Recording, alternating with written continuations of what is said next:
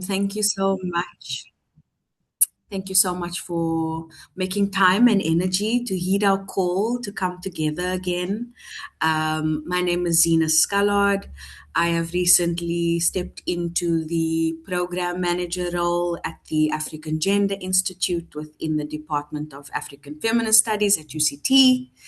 I am taking on the baton from Yaliwe and others, and also from all of you, that have been part of such an amazing program. I just wanted to ground us a little bit and say welcome, welcome comrades, welcome friends, welcome siblings and fellow organizers. We are definitely gathering at a time when the world feels heavy with crisis and violence and authoritarianism and displacement and deep, deep inequalities and uncertainties about the future. I think that, as the AGI and as humans ourselves, for myself, it's moments like these that I think it can be difficult to pause and to reflect or even imagine, you know, and that is exactly why we are gathering like this at this moment.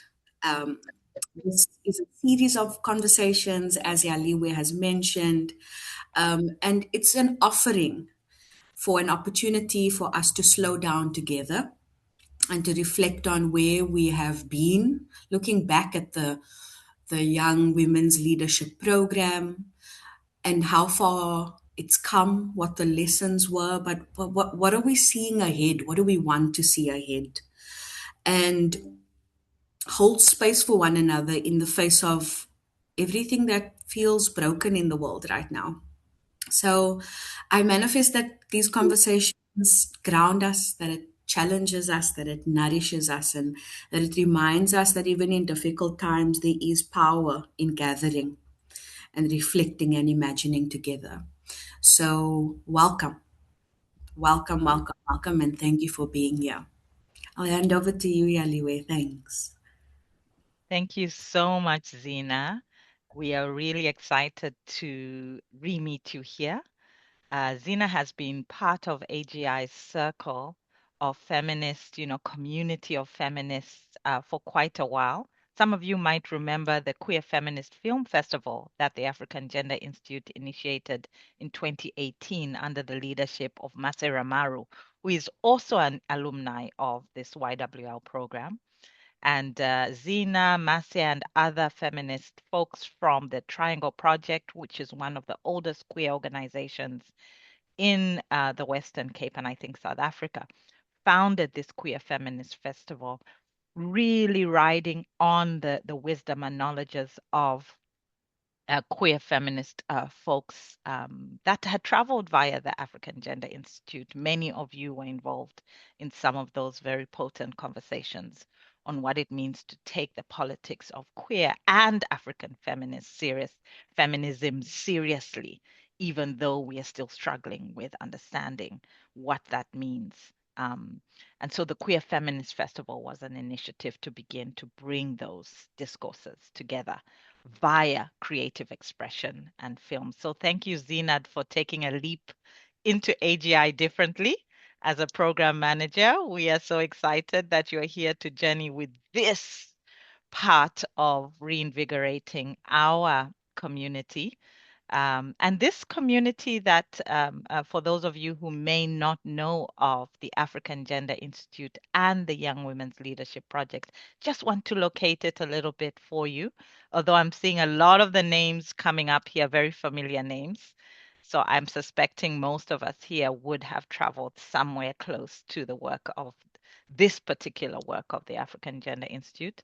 I do want to honor Professor Jane Bennett, Jane, who actually began this project at the end of 2009. She conjured it up in her heart and her mind to come up with a project that is grounded in the politics of feminist student-led organizing with regards to the politics of the sexual body, right? And we're here to remember what are those politics of taking seriously young femininities and the sexual body on student campuses and taking leadership in steering how universities campuses ought to be taking seriously what it means to be feminine, to be gendered feminine normatively and non-normatively, and being young at a university campus in Africa, and particularly in Southern Africa. So we had the project began as a feminist participatory action research process in which each of the 7 campuses that were involved in the projects developed research processes that were really about changing the lives of students on the ground who were on these campuses in ways that affirmed uh, um, affirmed the fact that they actually um, needed the kind of attention that that universities were not giving attention to the question of contraception, the question of what it meant to live as an HIV positive body and person, what it meant to experience sexual violence on campus, sexual harassment on campus, what it meant to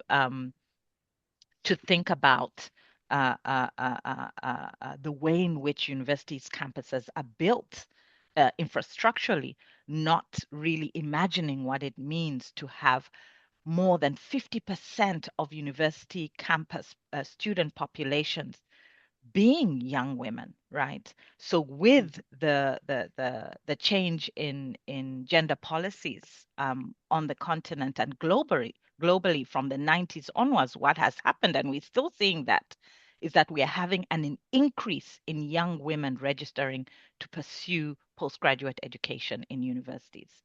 However, university campuses, university systems still have historically been built to imagine the masculine male normative body, right? And so this project was really about contending with that period and thinking about what it means to make the necessary changes through advocacy, through student mobilizing, through awareness raising, to center what it means, to put on the table what it means to be young, feminine, and embodied in the kind of body that has a uterus, that reproduces, that menstruates, that experience certain versions of gender-based violence, sexual harassment. So it was a very powerful project that Jane Bennett initiated at the end of 2009. And by 2010, we had 6 university campuses that were brought in to the project via connections that the African Gender Institute had with faculty staff at Witwatersrand University, Professor Mzikazi Nduna and Professor Piskigua were seminal in that, and now Professor Sibusiso Mkwananzi and others were part of that team. For University of Namibia, we had Dr. Ndeshi Namupala here, who is with us on this call, University of Zimbabwe and others. Ndeshi will speak to the other faculty team who helped get us going for University of Namibia. We had University of Botswana. We have to honor a dear colleague, Setunia, who passed away. This is going to be the 2nd year of her passing. She passed tragically in 2004, the end of 2004, I think it was. Still feels very recent. 2024. 2024. 2024. Yeah, not 2024. 2004. Oh my gosh, not 2004. 2024. Yes, just 2 years now. And she worked very closely with Hodisang, Professor Hodisang. And then we had, of course, University of Cape Town, and that was led by various people, including Jane Bennett. Also want to honor somebody who passed away, who was seminal in the founding of that period, Susan. Ndeshi, please remind me Susan's name. I'll tell you now when I remember. Holland. Holland. Susan Holland Muta was one of Yeah. the first people who got the project going and contacted all the faculty staff who were able to move. And later on, we had participation from University of KwaZulu-Natal, and then from Mozambique, Eduardo Mondlane University. We have now Professor Sandra Manuel and Dr. Rehana. I don't know if they're on this call. And so over the years from 2010, we had a series of students. I would say that we probably at the least 2,000 students passed through this Young Women's Leadership Project, with the University of Namibia always having the largest cohort of students every year, over 100 every year, and they're still running their program now. So we're here to really honor the memories that we have created as a way of feeding our feminist souls with invigoration during a very tough time in the world. At a time where crisis is round the corner, at the personal level, at the family level, at community, the geopolitical politics we're facing now of fascism, various versions of fundamentalisms that are all versions of heteropatriarchal interpretations of the world are rife. We have militarism and militarizations. We have genocides unfolding before our eyes on our screens every day.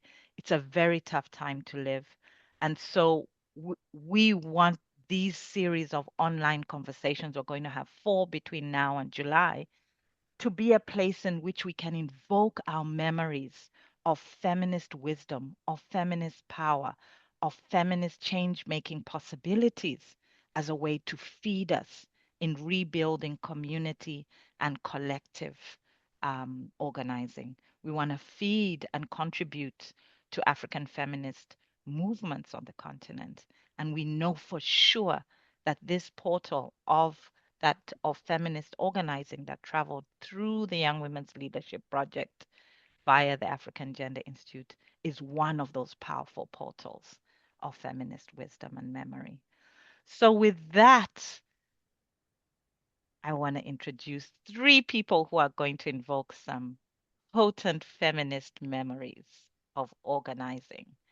And that will lead us into further sharing and invoking of of of of more feminist wisdom that will feed us. So, firstly, we're going to hear from Dr. Ndeshi Namupala. I mentioned Ndeshi already. For me, she's on this side of the screen. I don't know which side of the screen she is for you. She's right next to me on the screen. And Ndeshi really was together with, you'll talk about Lucy, who was with you in the sociology department or section of the Department of Social Sciences at the University of Namibia. UNAM is what we call, and you founded the first cohort, the first group. And you have a long history with feminist organizing in Namibia, but also continentally. And your work has focused on the intersection of social protection, labor, precarity, and the structural reproduction of poverty. You've drawn on African feminist political economy, critical sociology, and your research interrogates how race, gender, and class operate within Namibia's post-independence political economy. Deshi, I'm going to put your bio into the chat so that people can read that. And we also have a nickname for Ndeshi amongst some of us. You might know Ndeshi as Gloria Mai, because there was one time we met in Maputo and she was so, yeah. Ndeshi, you have to tell us why your nickname is Gloria Mai. You will tell us if you have time. But don't start with that. Just know that her nickname is Gloria Mai. Oh, God. I'm going to introduce everybody and put their bios, and then we can flow from there. Then after Ndeshi, we're going to hear from Amuchelani Willie, who has a long history with the Young Women's Leadership Team that was based and still is operational at the University of Botswana. Amuchelani, I have such fond memories of you. Your gentle yet very sharp intellectual insights are just something to behold. You have a Bachelor of Arts in Social Sciences, which you attained from the University of Botswana. Amuchelani, just wave your hand so people know who I'm talking about there. She's an active community developer as a youth gender activist and is involved in a number of research projects targeting young women in universities and beyond. She has led dynamic young women. She's a dynamic young woman and she identifies as feminist and as a gender activist. And really, she's been active in the Young Women's Leadership Project in Botswana for quite a few years. And also, she's been involved after she left the project as an alumni as we started to strategize about how we can continue the work beyond university campuses. So I'm so glad you're here to share the different perspectives that you've had along the years that you've been with us. Amuchelani is very active on the ground in other communities. Yeah. I've placed her bio there. She's chairperson of the Botswana University of Pennsylvania Community Advisory Board and is responsible for overseeing the chairing of all board meetings to ensure integration of community involvement in the University of Botswana's research in order to promote the development of science, care, and implementation of Botswana's relevant healthcare processes. So thank you for bringing that knowledge, feminist intellectual knowledge with regards to health systems and healthcare. And then we have Chido Nyaruata. Chido, please wave so that people know I'm talking about you. Chido is from Zimbabwe, however, has been active a lot in Cape Town, working with the University of Cape Town's Young Women's Leadership Project. And so I know that you have a lot of memory of Cape Town, even though you are Zimbabwean and you're now living in between Zimbabwe and many other places. You are doing quite a lot of activism at the intersection of climate justice, ecofeminism, and African feminism. And I'm really inspired by the range of things you're busy with, Chido. You are a feminist researcher, you're a photographer, you're a community builder who looks at gender, youth participation, climate, and environmental justice in Zimbabwe. You use visual storytelling to explore how girls, women, and youth are shaping responses to climate crisis. You're a founder of the Flames and Lilies Climate Initiative. It's a youth-led organization that strengthens climate literacy, leadership, and confidence amongst girls and young women. I've also put your bio in the chat for people to look at. So even though I've introduced these three amazing people who are just three of thousands of members of the Young Women's Leadership Project, um, I hope we can learn more about them and each other during the course of this conversation. So they will share, each will have 7 minutes to share their feminist wisdom of being part of this Young Women's Leadership Project. And then we'll break into groups, and each group will have one of the three. So we'll have three groups, so you will be able to meet them more and share more of your own insights and memories. So over to you, Ndeshi. You have 7 minutes. Yeah, just to get us to spark us off. All right. Yeah. Thank you. Let me see if I can share my presentation.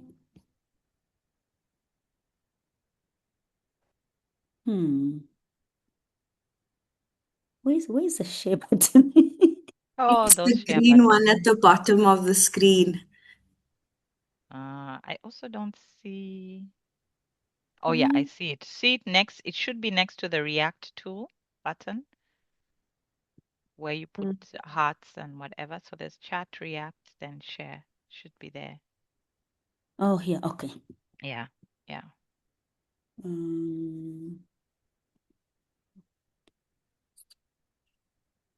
Should the presentation be open or do I haven't used this thing in a long time.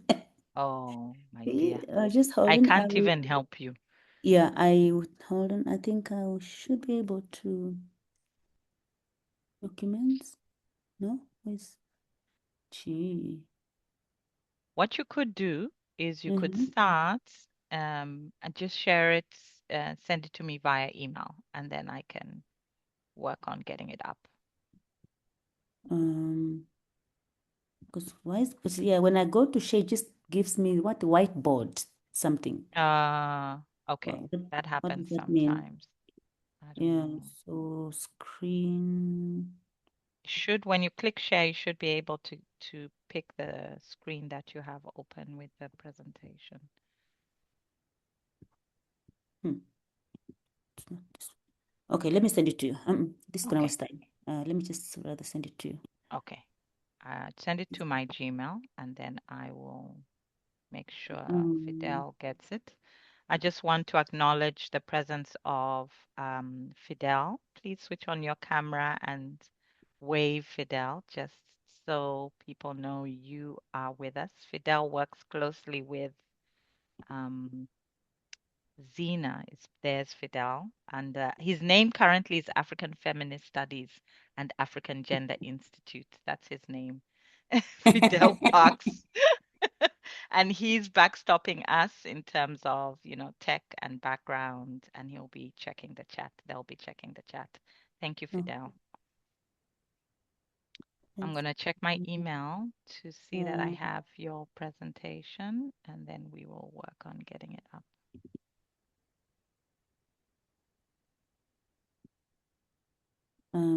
Okay. I just sent it to you, so it should be coming through. Okay.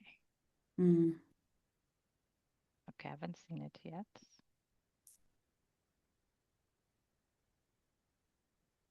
Do you feel okay to start in the meantime? Yeah, I see. I got it now. I've got it. I'm going to forward it to Fidel. Yeah, what I want to do is just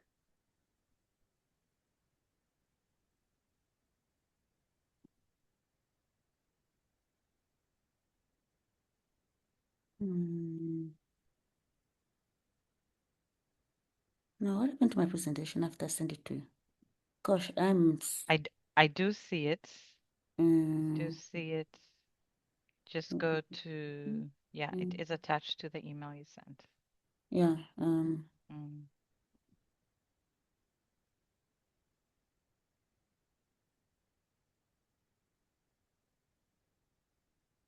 Oh, I did figure it out. You figured it. Yeah. No, why is it? Okay, I've actually managed to get it. Can you all see my screen? It's not allowing me to. Stunning, Yaliwe. Okay, I got it. Okay, you got it. Okay. Yeah. Yeah. Oh, what's happening? On my side is blank. Okay, let me do this. I will read from my own slides. Well, yeah. All right. Hi, everyone. Ndeshi again here. And I just give me a second so I can multitask.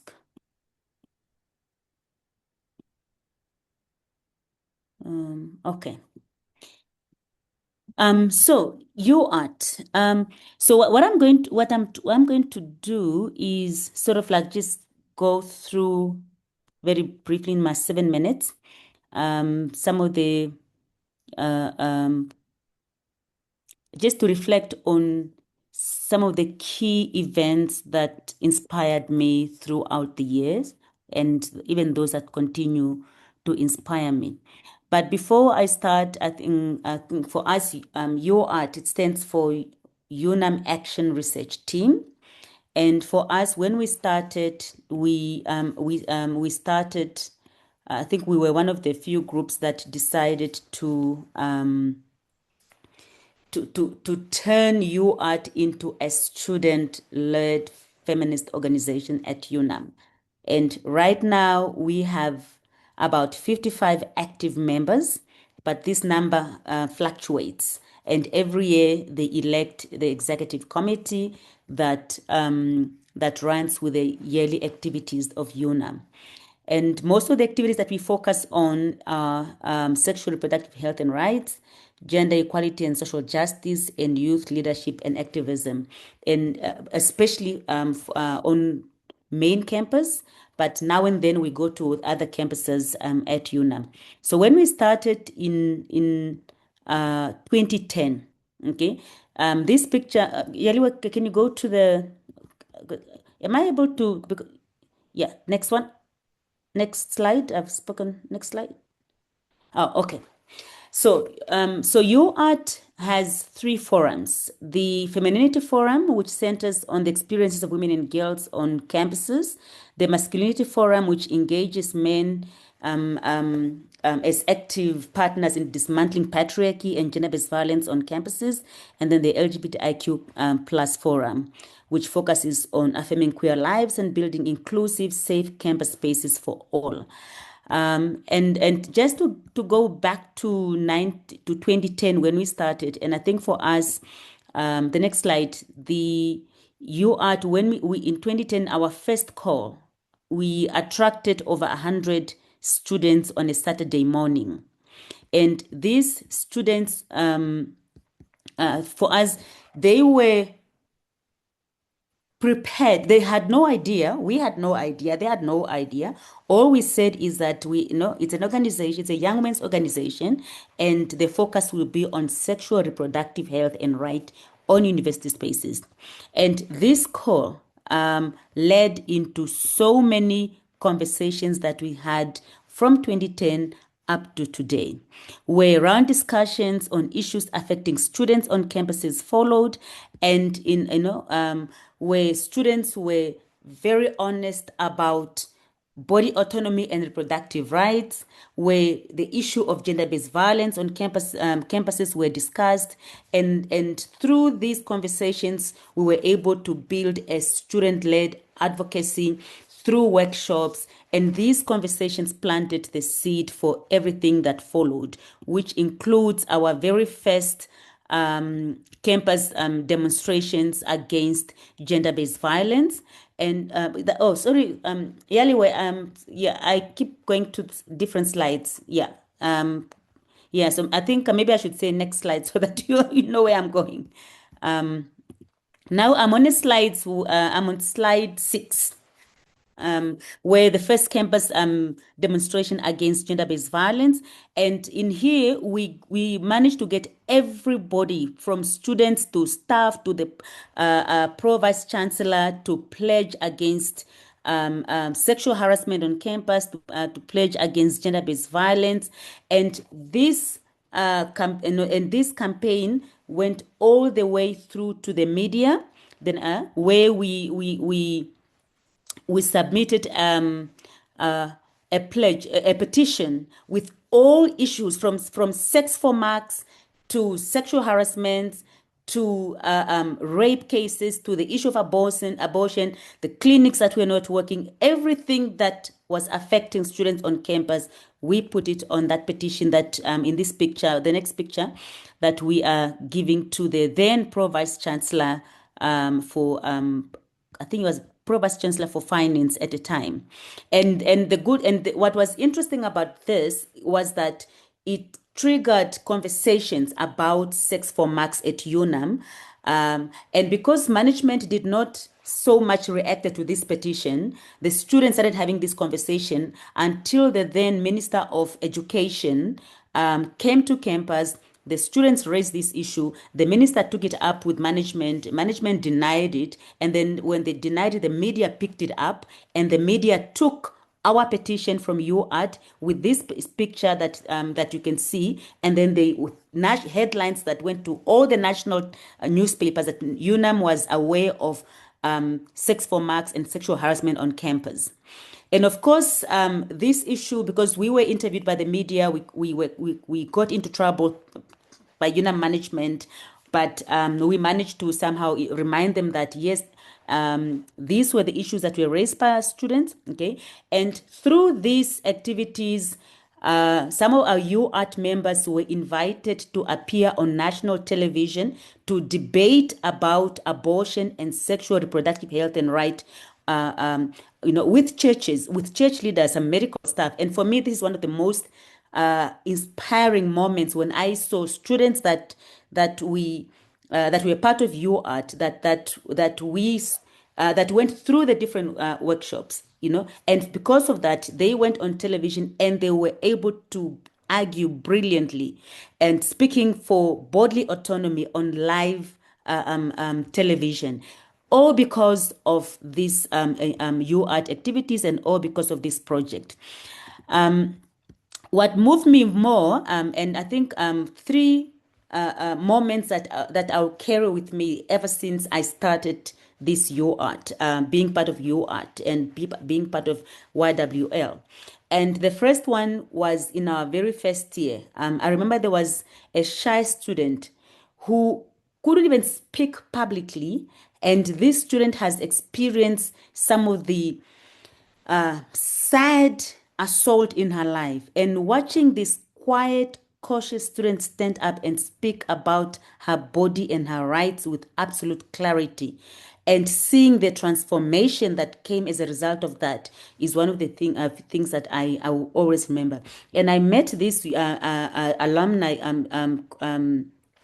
some years ago, and just chatting and asking her, how are you doing, and some of the activities that she's doing in the communities as a result of UArt. For me, this was one of those irreversible transformation. And the other moments that will carry with me is the one that I've mentioned of the UArt member who was on national television debating on abortion with church leaders, and church leaders trying to silence her, and how not even a single tremble.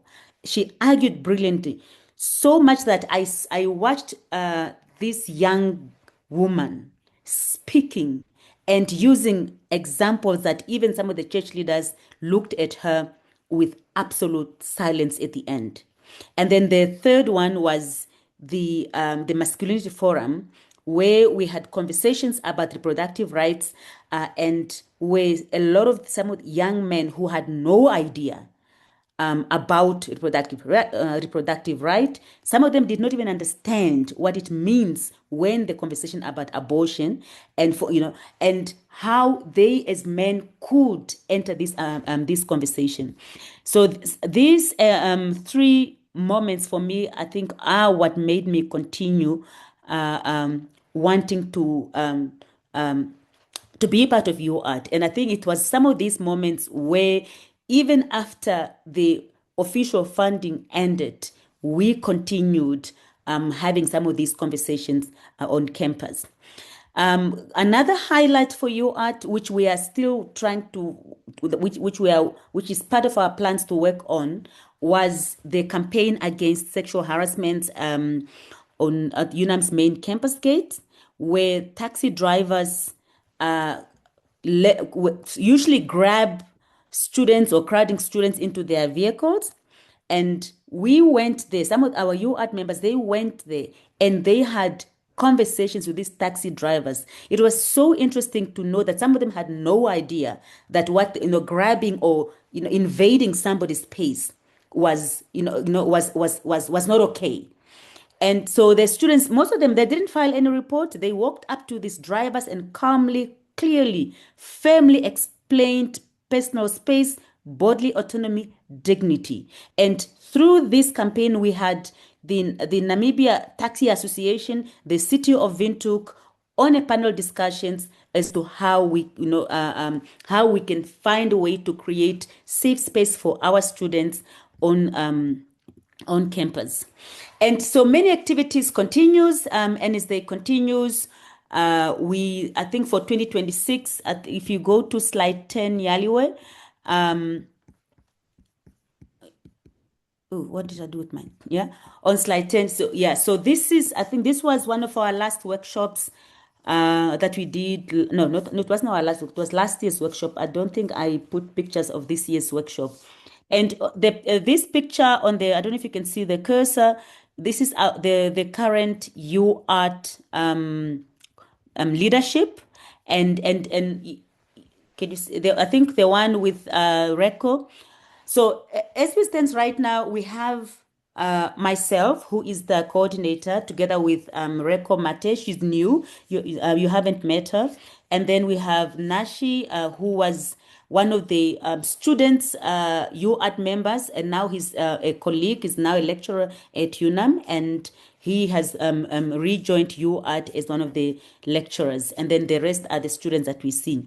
And we have so many activities that are going on together with, and the good thing with UArt is that we work with partners outside the universities, partners like YFM, partners like Men Engaged, etc. So for us, I know that when I say that we are so we are still busy with so many activities. We haven't actually even taken a break, if I can put it that way. Even in my absence, when I was on study leave, the students took the ownership of the organization. They organized their activities without even sometimes having a lecturer or a coordinator. But every single year, we had something going on from 2010 all the way up to 2026. That and students, they decide what activities to do. They decide what matters for them, and they decide how they are going to facilitate their different workshops and activities. So, of course, the body remembers. Every shy voice that became a bold one for me is what keeps me here. Every taxi driver who learned the word boundary, every student who stood on television and said, "My body, my choice," is what keeps UArt going, is what keeps people like me here up to today. Thank you. Thank you so much, Ndeshi. Thank you. I love how you've weaved quite a few stories there, some of which I remember. I forgot the one about the Yeah. taxi guys. That was really very powerful.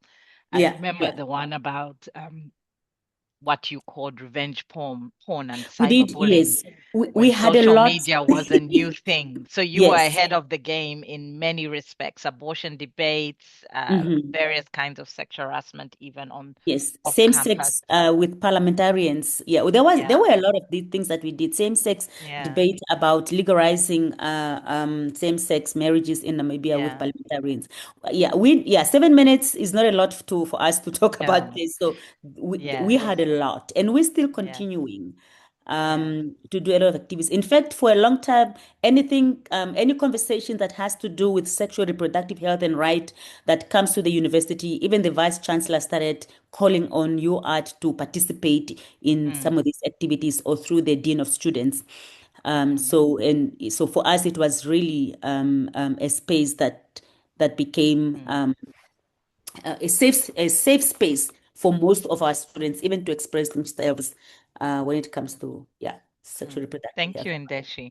Hopefully, we'll still go into small groups where you can go into some detail and yeah, resonate with others who were Yeah. there, who remember, who want to know more. I'm going to pass on now to Amuchelani, Amu as we call her, to speak about your experiences in Botswana at the University of Botswana, but also after your time as a student. I'm not sure which memory you're going to draw on.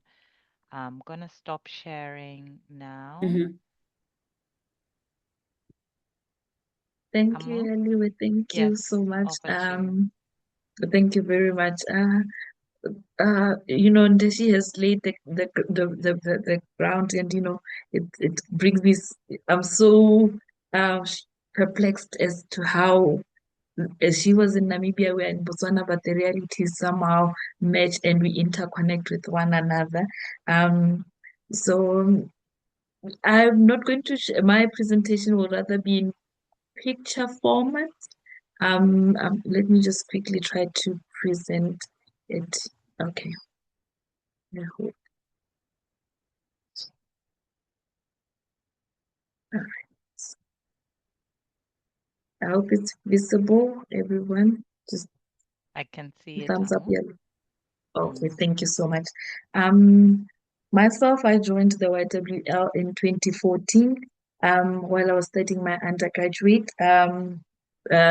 As my bio has said, I was pursuing social sciences. For me, the YWL community has rather been a community that is um, championing and is student-led. From the initial events of Shine events, the panel discussion, as well as the campus flash mobs that we had, showed that there was grassroots advocacy within the University of Botswana. It was led, as Yaliwe has said, founded rather by Mamogodi, as you can see on the far left, if it's on the picture that I've shared, she's on the far left to the bubbly Mamogodi, and the later Mamsime, as we call them this side. And they have played a critical role in the feminist action-based research movement, where they've made it through the body mapping tool. They've made it possible for the club to meet on a weekly basis to strategize and collect data through focus group discussions. This evidently has led to a lot of advocacy within the university spaces where students were leading such spaces. There's Holeba on the side. Holeba is also on this chart. As you can see, she's demonstrating in one of our Shine events. They were talking about issues that are affecting young women, issues around sexual reproductive health rights, and social justice. For me, YWL has been a pioneer of many firsts for the YWL community. We have had members who are the first of their own cohort. We have the first female chairperson of the Botswana National Youth Council, as well as the first recipient being a Botswana of the Queen's Youth Leadership Award, Mitepi Macheng. I can't see her on the call, but I hope she's around. Also, we have had people who have studied through the Institute of US Susi. We had Seho Tsofatso Patswani, she's also not around, but she sends her regard. But overall, YWL was a student-led activism. Is what stood out for me. The awareness campaigns, the lobbying for a comprehensive sexual harassment policy within the University of Botswana that started in 2016 by one of our members, UNAM, she's also in that picture, through funding that she had applied for. We started off in 2016 where we were saying, where is the sexual harassment policy for the University of Botswana? And not eventually, but later on, 7 years later, in 2023, we saw the University of Botswana launch a sexual harassment policy for University of Botswana students, which was clap, clap, clap for us. So it is also evidence that the work that is being done within the YWLC Botswana as a feminist movement is seen and it gathers that traction. This action ultimately, it has reinforced what the future looks for myself as a member, as an alumni, as a person who aspires for policy analysis and implementation, as a gender activist also, and the need for deep commitment in feminist movement building, which is also student-led for me, and it says that it will foster all progress. That is what YWL for me has been. And at the forefront, it speaks to shaping student activism, especially from a feminist landscape for a better future. So in conclusion, it just translates to a more just and inclusive community within, firstly, the University of Botswana as our starting point, translating to also Botswana, secondly, the SADC region as an exemplary institution, also as a movement, and then we want to advance the feminist movement discourse in Africa and globally.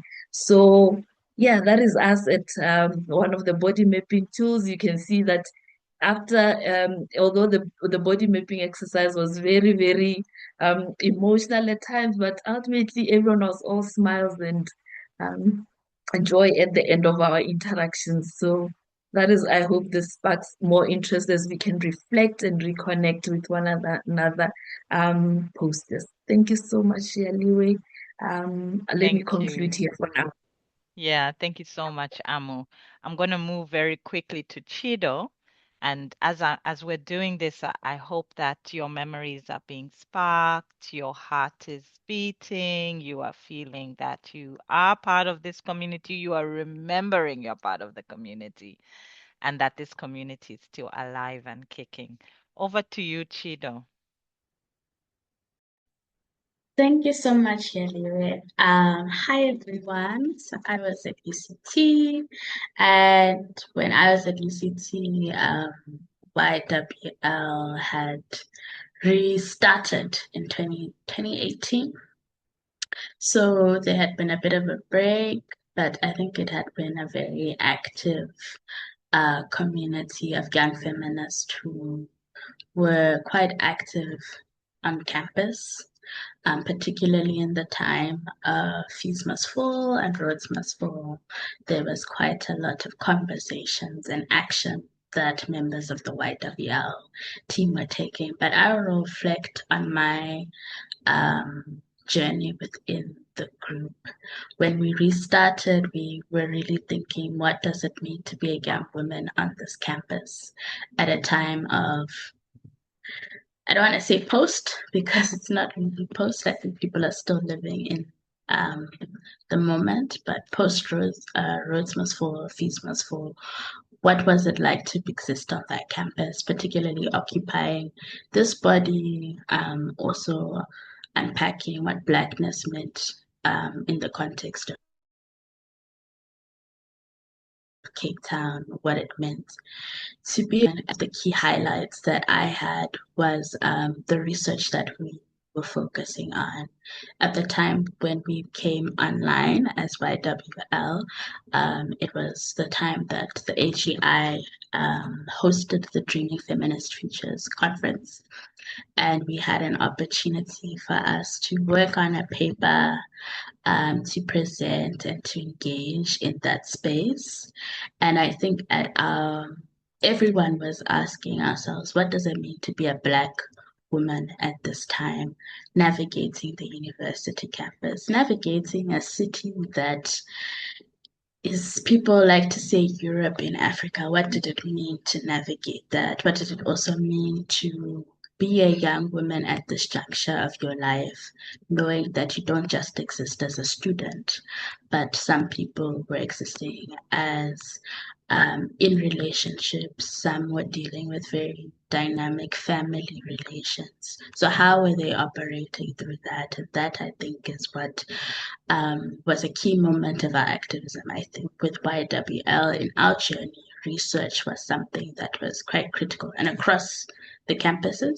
But I think for us at that juncture in 2018, we were given the space to say we are not just objects of knowledge, but we are the source of knowledge, particularly being on this campus. So that I could say was a really key highlight, understanding what feminist participatory research methods were, particularly coming from political science, where it was quite of an extractive process of knowledge, but it was also being an alienating space where gender was not seen as a form of critical analysis, or it was not deemed to be worthy of real scholarship.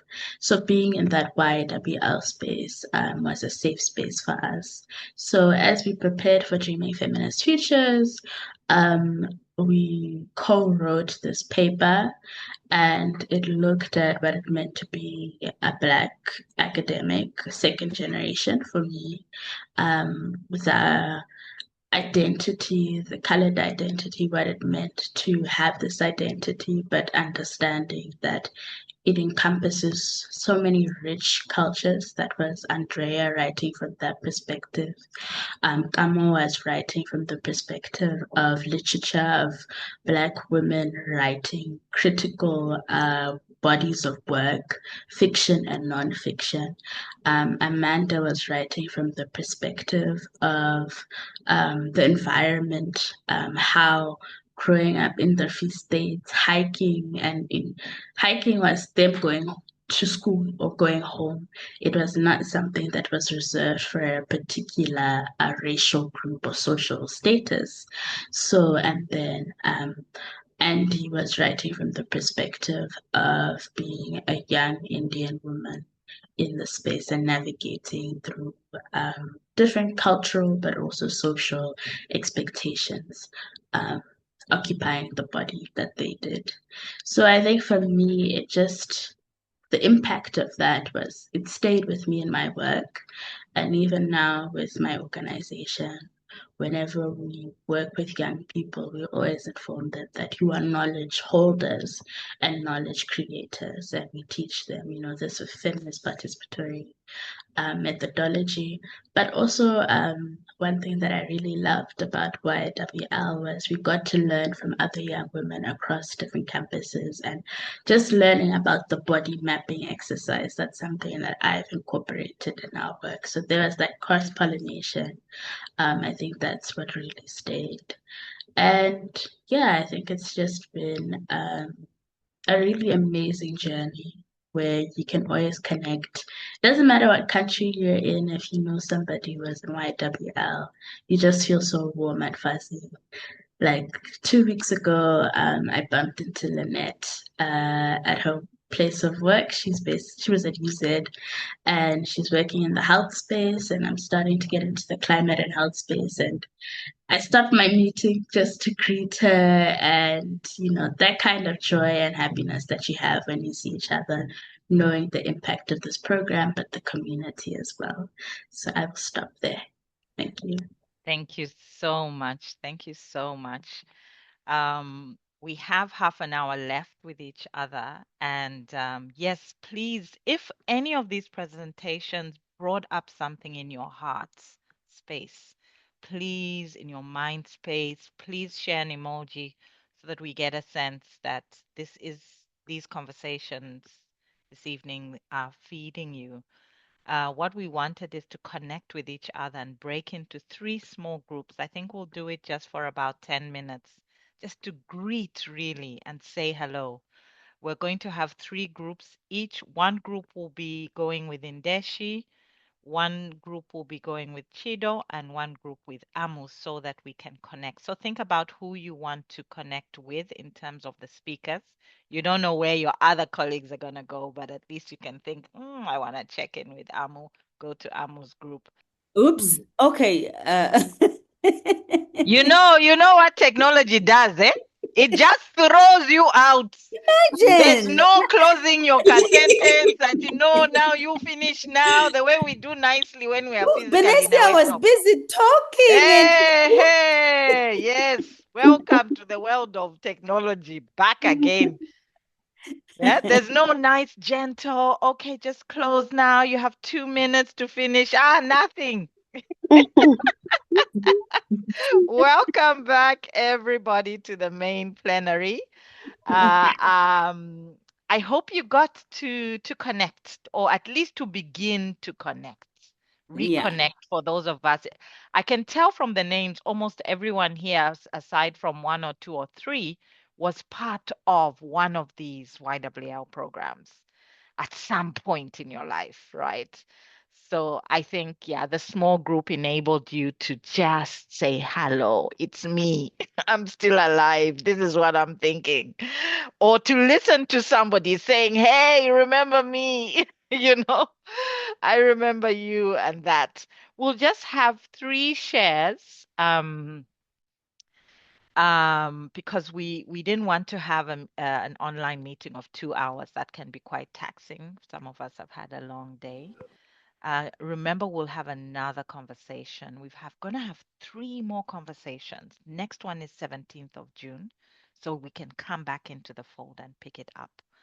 So I just want 3 shares, one from each group, and I'm just what came up for you, like 2 minutes. And I'm going to ask Ndeshi, Amu, and Chido to lead us on picking who is going to say 2 minutes of something. What came up for you? Anything about this moment? Yeah. Maybe I can start with Benicia, who was Mm. saying something about her being the inspired and shy UArt member. Benicia, sorry to put you on the spot. Yeah, could you just quickly complete that? If you are not on, then maybe Nadia.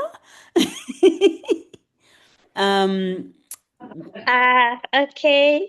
Good okay. evening Please. again. I'm on. Yeah, Miss Ndeshi just put me on the spot. So I was saying before I didn't finish, I was saying I really got inspired by your art. And I was actually like a kind of one of a shy person. I couldn't really speak out some of the real topics that are being discussed in your art. And it really opened me up to be able to tackle such issues, not to shy away or like just turning a blind eye on it. And it also boosted my confidence and also just made me to connect with a lot of people and also just further discuss topic as such. Yeah. Thank you so much for sharing that, Benicia. Let's move on to Amuchelani's group. Amu, who would you like to invite? Um, Good evening. I would invite Skumeza to go right ahead. Okay. Hello, everybody. Good evening again. It was really nice to actually get into the smaller groups and just see some of the people that you didn't get to see outside of the presenters. I think it was Rico Pantswe who spoke about an idea of youngness that really stood out. And I think it moved all of us in the group who were all nodding furiously. And someone else also commented and echoed that. So it was really nice to just have that kind of conversation. I spoke about how much fun it is to remember. I think I was one of the first cohorts in 2010 of this project. And I then started an organization because of the work we were doing in the project. So sharing that with the group and then going back in time was just really, really beautiful. I really would like to connect with Amu again. I will when I'm next in Botswana, and everybody else as well. Oh, thank you so much, Sipu. Me, I remember you. I just joined AGI when you were in the first cohort. I didn't even know what I was doing there, trying to teach. And you guys were You were running these my radical projects. lecturer, I remember. I was your lecturer Yeah. trying to teach you, and you were Yes. running radical projects. Oh, it was so amazing watching you all. I wasn't active in the YWL project then, and you inspired me with what you came up with. So thank you so Yeah, we much. did some crazy things, so it was You wonderful to actually did. You were remember. crazy Yeah, we were radical. wild. Oh, we were so wild. If we had more time, I would break down some No, of the you need crazy to things we break it did. down in next session. Can you just choose which moment you want to share? Because we're talking about youngness and feminist intergenerational quandaries. Because you guys were so wild, you were just destabilizing older feminists at that time, I'm sure. Let's hear from people who were with chatting with Chido. Over to you, Chido. Thank you, Yaliwe. So I think I will give it to Jody since she was the last person to contribute, just to speak on her reflections, but also the impact of YWL in her work. Ish, okay. Sorry, my camera, I just can't get to work. Sorry. So, yeah, I mean, I was mainly just talking about how the one of my first the publications I was a part of was with YWL, and that really kind of made me think about the type of academic or researcher that I want to be in terms of what kind of collaborations do I want to be building. And just to know that the cohort after mine also created a shared publication as well just shows that of what we're building together and what these spaces can also mean for creating African feminist futures as well. So I think that, and especially the idea of co-authorship, not just being how much you contribute and in which ways do you contribute, but really acknowledging that there's different types of knowledges in different ways. So yeah, that's just something I appreciated about the project and from Chido's presentation as well. Thank you so much. Chido, do you want to add anything? I think another question that came about was how was it being in YWL, but also being in the UCT system and realizing that we had a lovely bubble with YWL, but we were still contending with the realities of being on this campus, contending with the realities of this post fees must fall, but also realizing how securitized campus was, the proximity to physical violence, sexual violence, institutional violence, and how we were navigating that. And yeah, also navigating that as an international student, the realities of being on UCT as an African international student, which brings its own layers within itself. So those were some of the conversations that we were having.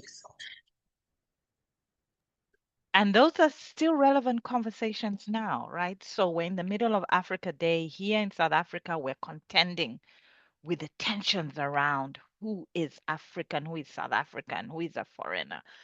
Afrophobia is like in our face while we're still dealing with the violences of campuses, right? That also imbibe that element sometimes.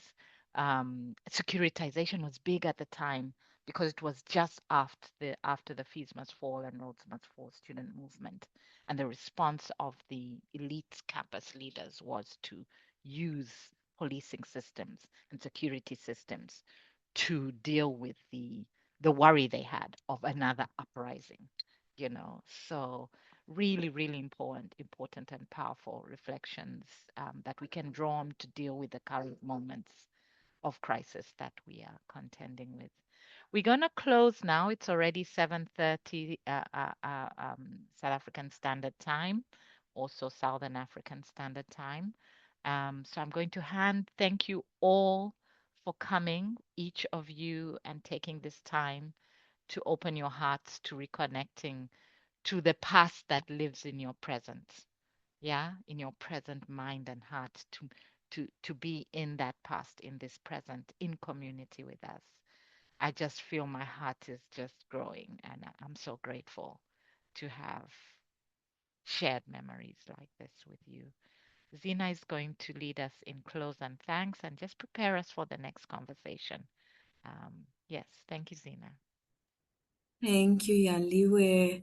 And thank you, everyone. I wasn't part of YWL. I wasn't at UCT, but I find myself there now, which is quite an interesting experience. But I do believe in divine timing. And I appreciate so deeply the languaging that you have used, Yaliwe, when you say invocation. We invoke, right? And all of us sitting here were part of alumni or are currently still in the orbit of YWL and have been reborn as a result of our experiences of YWL. And I think that is so powerful. And so at the AGI, we are really very keen, and hence we've kind of brought Yaliwe, we've called Yaliwe back to say, listen, please come lead us and come co-create with us on how do we bring back or bring together the YWL community, a network, you know. And so the series of conversations is really just for us to gather and to be together. And these moments, you know, when we opened the call today, the hi, oh my gosh, I haven't seen you in such a long time, that energy. That's the kind of energy we want to invest in, because that energy is healing and it's nourishing at a time that forces us to be really hard and to face a lot of despair. And so the 4 conversations, today's the first, and we'll be having 3 more, and we'll be keeping in contact. And eventually this will culminate in an in-person gathering where we can love on each other in person and we can share space together and breathe one another in. And so we have popped in the chat a link. Just if anybody hasn't filled it out, please help us to do so. We'll pop it in the link in the chat again. Please, if you can fill this out, because this will help us towards planning towards that in-person moment. But as a thank you and as a close, deep gratitude for showing up for us, for yourselves, and for the memories that are still very much alive as a result of the YWL. Thank you so much. Yaliwe. Thank you,